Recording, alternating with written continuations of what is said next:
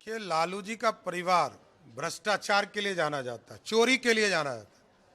इसलिए मैंने कहा कि लालू जी को तो चोर ही समझता है बिहार की जनता। और बिहार ने देखा है कि लालू जी मुख्यमंत्री बनाए, भाजपा ने जब मुख्यमंत्री बनाया तो वो चोरी में लग गए।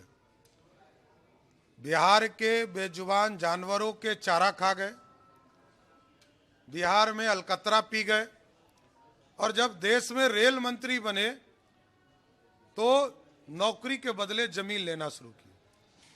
तो बिहार ने 15 साल तक लालू जी के परिवार को सत्ता दिया।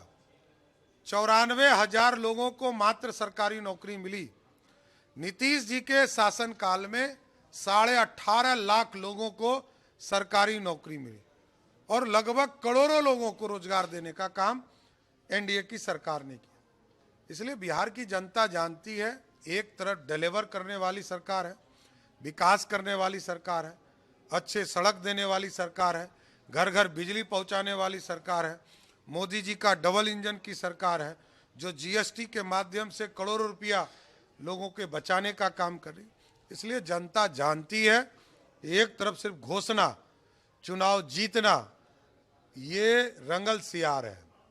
आप समझ लीजिए कि रंगल सियार। इसलिए मैंने कहा कि 2,70,00,000 लोगों को सरकारी नौकरी देने के लिए 12 लाख करोड़ रुपया चाहिए। बिहार का बजट 3,17,000 करोड़ है, उसमें से भी 2 लाख करोड़ से अधिक रुपया आदरणीय मोदी जी की सरकार देती है। मात्र 70,000 करोड़ रुपया का अपना संसाधन है। अभी 85,000 करोड़ रुपया हम तनख्वाह में देते हैं, जो 22 लाख लोगों को हम तनख्वाह दे रहे हैं। तो आप सोचिए, 2.5 करोड़ लोगों को सपना सिर्फ दिखाना। इसलिए कहा रंगल सियार। दूसरा कहा कि हम जीविका दीदियों को एक राशि देंगे, उसके लिए 5 लाख करोड़ रुपया साल का चाहिए। तो 12 5 17 लाख करोड़ रुपया, तो 17 लाख करोड़ रुपया 2 योजना में हो गया और रोज घोषणा कर रहे हैं। तो देखिए, ये मैनिफेस्टो का काम है, यही मैनिफेस्टो में लाना चाहिए। मैनिफेस्टो से तय होता है कि वो क्या चाहते हैं, इसका बजट क्या होगा, कैसे इसका प्रावधान होगा। कि सिर्फ बोलने से तो बिहार की जनता समझेगी नहीं। बिहार की जनता समझ चुकी है कि लालू जी का परिवार लूटने के लिए और अपराधीकरण करने के लिए है। नहीं, हम तो मैनिफेस्टो के साथ आएंगे और पूरी तरह मुद्दे में। और हम लोगों ने तय किया कि पिछले साल हम लोगों ने 50 लाख, पिछले 5 वर्षों में 11 लाख सरकारी नौकरी और 41 लाख रोजगार देने का काम किया। इस बार हम लोगों ने टारगेट किया है कि 1 करोड़ लोगों को सरकारी नौकरी और रोजगार देने का काम करें और हम करोड़पति बनाएंगे। इसलिए आज जीविका दीदियों को इससे जोड़ा गया और उनके खाते में 10,000 रुपया इसलिए दिया गया कि वही जीविका की बहन जो एक समय पोशाक के लिए स्कूल गई, साइकिल से स्कूल गई, उनको इंसेंटिव गया जिससे कि वो आगे की पढ़ाई कर पाई, आज उसको लखपति बनाना है। आदरणीय प्रधानमंत्री जी ने लखपति की चर्चा की है। नीतीश जी और मोदी जी अब लखपति बना रहे हैं और ये सपना है कि अगले 5 वर्षों में बिहार की बहनें, बिहार का नौजवान आगे बिहार में करोड़पति बने और जनता के बीच में जाए।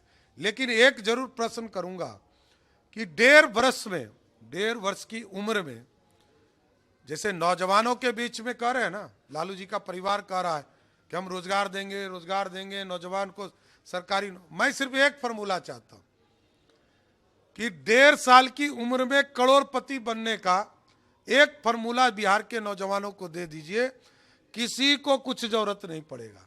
वो फॉर्मूला बता दीजिए 1.5 करोड़ वाला। एकदम मैं गारंटी देता हूं, मैं वित्त मंत्री हूं, बिहार का उप मुख्यमंत्री हूं। नीतीश भैया और मोदी भैया ने पैसा दिया है, एकदम गारंटी देता हूं, ना सूद देना है ना पैसा लौटाना है। 100% ये राशि उन बहनों को दिया गया है जिससे कि वो आगे लखपति बनने का सपना देख सके। अब देखिए, जो महानालायक हो, जो बिहार की जनता जानती है जिसको खलनायक, उसका नाम है लालू प्रसाद। और इसलिए मैंने कहा कि चोर का बेटा है लालू प्रसाद जी, पंजीकृत सुप्रीम कोर्ट से उनको चोर घोषित कर दिया गया। इसलिए मैं बोल रहा हूं, मैं नहीं बोलता, मैं और किसी नेता के बारे में नहीं कह रहा हूं, लेकिन लालू प्रसाद जी को बिहार और सुप्रीम कोर्ट ने, बिहार की जनता ने भी चोर घोषित किया। सुप्रीम कोर्ट ने भी कहा कि यह व्यक्ति सत्ता में रहकर चोरी करता है, इसलिए उसको चोर घोषित किया।